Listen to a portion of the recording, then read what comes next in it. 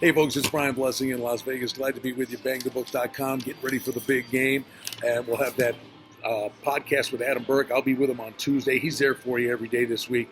Always great information. Follow me on Twitter at Brian Blessing. Let's dive in. We're talking props. And specifically, let's talk about the running backs. And this is a really intriguing endeavor here because there's a gray area with Tevin Coleman.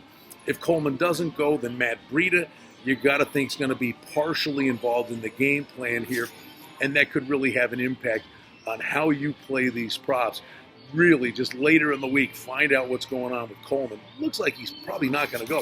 And the fact that he's like 18-1 to score the first touchdown of the game is telling you that he's probably not playing. So it's going to be Mostert, who's just going to be the stud for the Niners again. Let's talk about some of his numbers here. First rushing attempt, over under 3.5 yards. That's a kind of a coin flip one.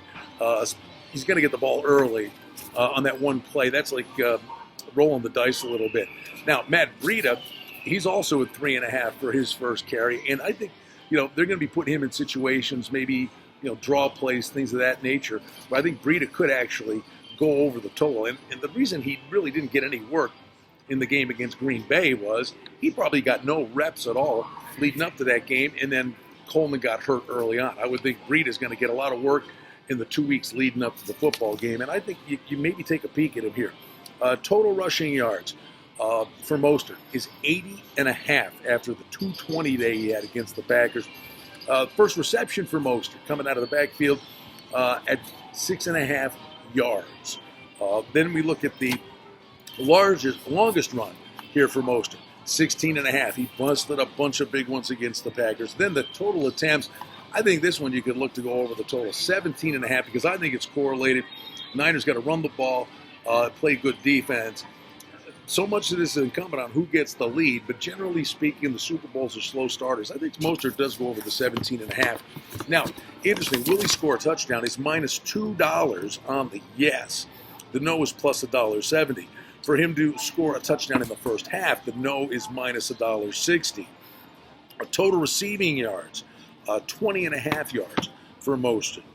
Then the longest reception would be 10.5. I think Breida maybe gets more catches out of the backfield in this game. And total receptions for Mostert is listed at 2.5.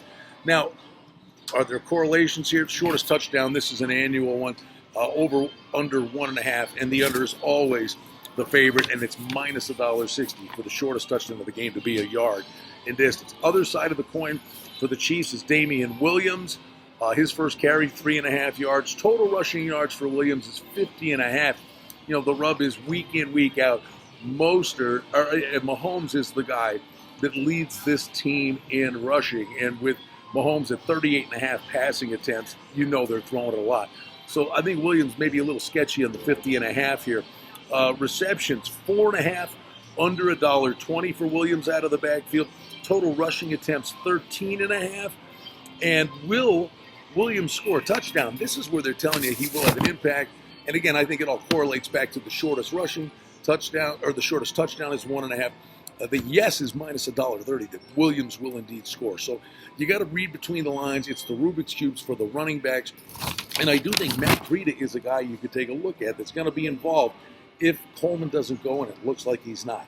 Always trying to go inside the game. There's a peek at the running backs for the big game between the Chiefs and the Niners.